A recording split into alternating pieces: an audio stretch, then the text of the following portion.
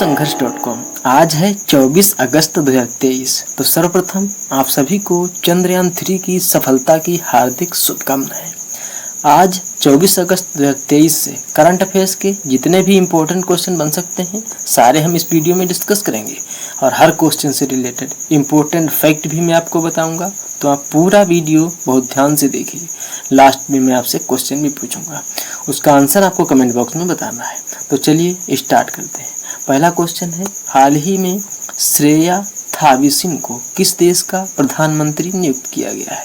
तो अभी श्रेया थाविसिन को थाईलैंड का प्राइम मिनिस्टर नियुक्त किया गया है। इस क्वेश्चन का सी ऑप्शन सही है, थाईलैंड। अब बात थाईलैंड की है तो थाईलैंड की कैपिटल क्या है? तो थाईलैंड की कैपिटल है बैंकॉक। थाईलैंड की मुद्रा है थाई बाहट और थाईलैंड के प्राइम मिनिस्टर तो अभी यही अपॉइंट हुए हैं, श्रेया थाविसिन। अच्छा, अभी कुछ दिन पूर्व एडगर रेंकेविक्स ने लातविया के समलैंगिक राष्ट्रपति के रूप में शपथ ली है। मार्सेल सियोलाको को रोमानिया के प्रधानमंत्री के रूप में नियुक्त किया गया। पेटेरी ओर्पो को फिनलैंड का प्रधानमंत्री चुना गया है और तैयब इर्दुगान तुर्की के फिर से राष्ट्रपति के रूप में चुने गए हैं। ये हाल ही में अपॉइंटमेंट हुए हैं, राष्ट्रपति और प्रधानमंत्री चुने गए हैं। आप इन्हें याद रखिएगा। नेक्स्ट क्वेश्चन है, अच्छा आज हमारा इस वीडियो का टारगेट है 10 लाइक का। तो अगर ये वीडियो आपको अच्छा लगता है, हेल्पफुल लगता है, तब आप इसे लाइक और शेयर जरूर किया करो। मैं आपसे हर रोज़ बोलता हूँ, इससे मेरा मनोबल बढ़ता है, मैं एक्टिव हो जाता हूँ और अच्छी से अच्छी चीज़ें आपको प्रोवाइड कराने के लिए मैं निरंतर मेहनत करता रहूँगा। बस आप चीज़ों को शेयर करिए और लाइक करिए। नेक्स्ट क्वेश्चन है, हाल ही में चौथी G20 संस्कृति कार्य समूह की बैठक उत्तर प्रदेश के किस शहर में आयोजित की जाएगी? तो अभी चौथी G20 संस्कृति कार्य समूह की बैठक उत्तर प्रदेश के वाराणसी शहर में आयोजित की जाएगी। इस क्वेश्चन का सी ऑप्शन सही है, वाराणसी। अच्छा, वाराणसी सुन के कुछ याद आया? वाराणसी को एससीओ की पहली सांस्कृतिक और पर्यटक राजधानी घोषित किया गया है। नेक्स्ट क्वेश्चन है, हाल ही में भारतीय तटरक्षक बल ने किस देश के तटरक्षक बल के साथ समझौता किया है? तो भारतीय तटरक्षक बल यानी इंडियन कोस्ट गार्ड, तो अपनी इंडियन कोस्ट गार्ड ने फिलीपींस के तटरक्षक बल के साथ समझौता किया है। इस क्वेश्चन का बी ऑप्शन सही है, फिलीपींस। अब फिलीपींस की कैपिटल क्या है? फिलीपींस की कैपिटल है मनीला। फिलीपींस की मुद्रा क्या है? फिलीपींस की मुद्रा है पेसो और फिलीपींस के राष्ट्रपति हैं मार्कोस। अब बात इंडियन कोस्ट गार्ड की है। तो इंडियन कोस्ट गार्ड का गठन हुआ 1 फरवरी 1977 को।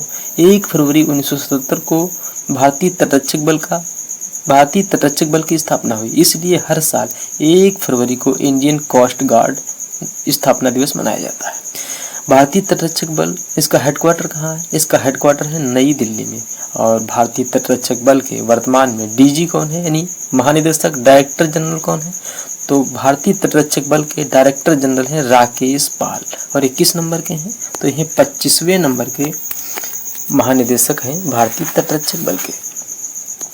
नेक्स्ट क्वेश्चन है, हाल ही में कौन सी राज्य सरकार NEP यानी नेशनल एजुकेशन पॉलिसी, कौन सी राज्य सरकार नेशनल एजुकेशन पॉलिसी को खत्म करने की घोषणा की है? तो अभी कर्नाटक राज्य सरकार ने नेशनल एजुकेशन पॉलिसी 2020 इसको खत्म करके नई खुद की शिक्षा नीति बनाने की घोषणा की है। इस क्वेश्चन का सी ऑप्शन सही है, कर्नाटक। अब बात कर्नाटक की है तो कर्नाटक की कैपिटल क्या है? कर्नाटक की कैपिटल है बंगलोर। कर्नाटक के चीफ मिनिस्टर हैं सिद्धारमैया और कर्नाटक के राज्यपाल कौन है? कर्नाटक के राज्यपाल हैं थावरचंद गहलोत। अच्छा, अभी बेंगलुरु में भारत का पहला 3D प्रिंटेड डाकघर का उद्घाटन हुआ है। कर्नाटक राज्य में हाथियों की संख्या में रिकॉर्ड वृद्धि हुई है और हाल ही में आई ADR की रिपोर्ट के अनुसार सबसे अधिक अरबपति विधायक कर्नाटक में है और हाल ही में विश्व कॉफी सम्मेलन की मेजबानी बेंगलुरु करेगा। नेक्स्ट क्वेश्चन है, हाल ही में NGT के अध्यक्ष के रूप में किसे नियुक्त किया गया है? तो अभी NGT के अध्यक्ष के रूप में प्रकाश श्रीवास्तव को नियुक्त किया गया है। इस क्वेश्चन का सी ऑप्शन सही है, प्रकाश श्रीवास्तव। अच्छा, जब आदर्श कुमार गोयल का कार्यकाल पूरा हुआ था तब शिव कुमार सिंह को शिव कुमार सिंह को कार्यकारी अध्यक्ष बनाया गया था और अब प्रकाश श्रीवास्तव को एनजीटी के अध्यक्ष के रूप में अपॉइंट कर दिया गया है। इस क्वेश्चन का सी ऑप्शन सही है। अब बात एनजीटी की है। एनजीटी यानी नेशनल ग्रीन ट्रिब्यूनल, इसका गठन कब हुआ? तो इसकी स्थापना हुई 18 अक्टूबर 2010 को। इसका हेडक्वार्टर कहाँ है? तो इसका हेडक्वार्टर है नई दिल्ली में और इसके अध्यक्ष तो प्रकाश श्रीवास्तव अपॉइंट हुए हैं। अच्छा, अभी एनजीटी ने अपशिष्ट प्रबंधन में विफलता के कारण बिहार राज्य पर 4000 करोड़ रुपए का जुर्माना लगाया है। हाल ही में एनजीटी ने बिहार राज्य पर आपदा प्रबंधन में विफलता के कारण 4000 करोड़ रुपए का जुर्माना लगाया है। अच्छा, अभी पीआर शेषाद्री को साउथ इंडियन बैंक के नए एमडी एंड सीईओ के रूप में नियुक्त किया गया है। आदित्य सुमरीवाला को विश्व एथलेटिक्स कार्यकारी बोर्ड में चुना गया है। सेबी की पूर्णकालिक सदस्य के रूप में कमलेश वासणे और अमरजीत सिंह को नियुक्त किया गया है। पावर फाइनेंस कॉर्पोरेशन के सीएमडी के रूप में परमिंदर चोपड़ा को नियुक्त किया गया है। ये एनजीटी आपके लिए बहुत इंपॉर्टेंट है, आप इसे याद रखिएगा। नेक्स्ट क्वेश्चन है, हाल ही में 20वीं आसियान भारत आर्थिक मंत्रियों की बैठक का आयोजन कहाँ किया गया है? तो अभी 20वीं आसियान भारत आर्थिक मंत्रियों की बैठक का आयोजन इंडोनेशिया में किया गया है। इस क्वेश्चन का बी ऑप्शन सही है, इंडोनेशिया। अब बात इंडोनेशिया की है तो इंडोनेशिया की कैपिटल क्या है? इंडोनेशिया की कैपिटल है जकार्ता। अच्छा, अब एक शब्द आया आसियान। आसियान में कितने देश हैं? तो आसियान में देश हैं 11। आसियान का गठन हुआ 8 अगस्त 1967 को और 11वां देश कौन सा है? तो आसियान का 11वां देश है ईस्ट तिमोर। अच्छा, आसियान शिखर सम्मेलन 2022 ये कहाँ आयोजित किया गया था? तो आसियान शिखर सम्मेलन 2022 इसका आयोजन हुआ था कंबोडिया में। और अभी कुछ दिन पूर्व आसियान शिखर सम्मेलन 2023 9 से 11 मई के बीच इंडोनेशिया में आयोजित किया गया। अच्छा, अभी इंडोनेशिया भारत के जन औषधि केंद्र मॉडल का अनुकरण करना चाहता है और इंडोनेशिया की राजधानी दुनिया की सबसे प्रदूषित राजधानी बनी है। इस क्वेश्चन से आप इतना याद रखिए। नेक्स्ट क्वेश्चन है, हाल ही में CSR times life time achievement award से किसे सम्मानित किया गया है?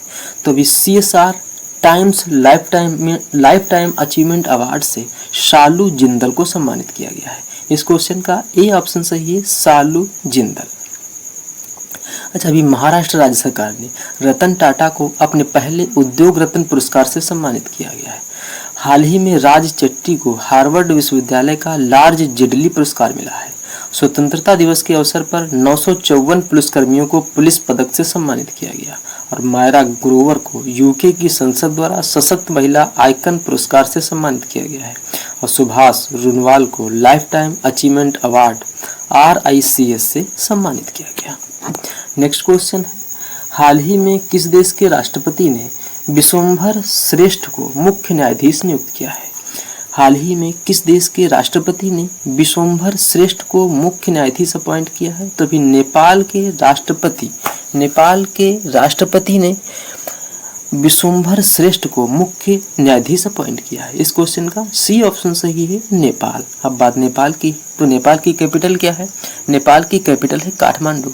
नेपाल की मुद्रा है नेपाली रुपया और नेपाल के प्राइम मिनिस्टर कौन है? तो नेपाल के प्राइम मिनिस्टर हैं पुष्प कमल दहल प्रचंड।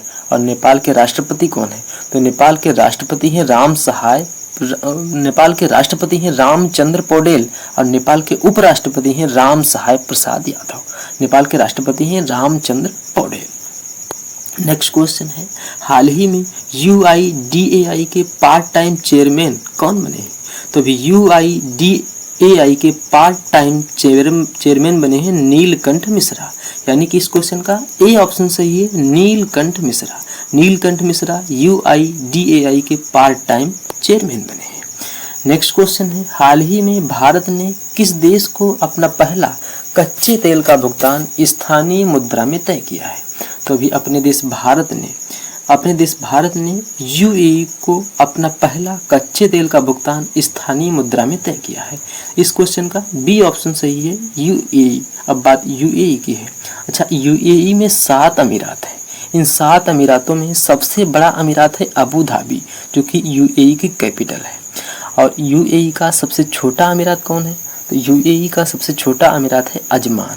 अच्छा, UAE में सबसे ज़्यादा जनसंख्या है दुबई में, और दुबई में 40% से अधिक भारतीय रहते हैं। और यूएई की कैपिटल अबू धाबी है। यूएई की मुद्रा है दिरहम। और यूएई के राष्ट्रपति कौन है? तो यूएई के राष्ट्रपति हैं मोहम्मद बिन जयाद अल नह्यान। कौन है? मोहम्मद बिन जयाद अल नह्यान। नेक्स्ट क्वेश्चन है, हाल ही में किस क्रिकेटर को इलेक्शन कमीशन द्वारा नेशनल आइकन के रूप में घोषित किया है? तो अभी इलेक्शन कमीशन के आइकन के रूप में सचिन तेंदुलकर को इलेक्शन कमीशन द्वारा नेशनल आइकन के रूप में घोषित किया गया है। इस क्वेश्चन का सी ऑप्शन सही है, सचिन तेंदुलकर। मतदाताओं को मतदान के प्रति जागरूक करने के लिए सचिन तेंदुलकर को इलेक्शन कमीशन द्वारा नेशनल आइकन के रूप में घोषित किया है। इस क्वेश्चन का सी ऑप्शन सही है, सचिन तेंदुलकर। क्वेश्चन है, हाल ही में उत्तर प्रदेश सरकार किस शहर में मंदिर संग्रहालय बनाएगी? तो अभी उत्तर प्रदेश सरकार अयोध्या में मंदिर संग्रहालय बनाएगी। इस क्वेश्चन का बी ऑप्शन सही है, अयोध्या। नेक्स्ट क्वेश्चन है, हाल ही में कौन सा हवाई अड्डा डिजी यात्रा पाने वाला पूर्वोत्तर का पहला हवाई अड्डा बना है? तो अभी गुवाहाटी हवाई अड्डा, गुवाहाटी एयरपोर्ट डिजी यात्रा पाने वाला पूर्वोत्तर का पहला हवाई अड्डा बना है। इस क्वेश्चन का ए ऑप्शन सही है, गुवाहाटी हवाई अड्डा। नेक्स्ट क्वेश्चन है, हाल ही में आरबीआई ने लावारिस वस्तुओं की जमाओं को ट्रैक करने के लिए कौन सा पोर्टल लॉन्च किया है? तो भी आरबीआई ने लावारिस वस्तुओं की जमाओं को ट्रैक करने के लिए उद्गम पोर्टल लॉन्च किया है।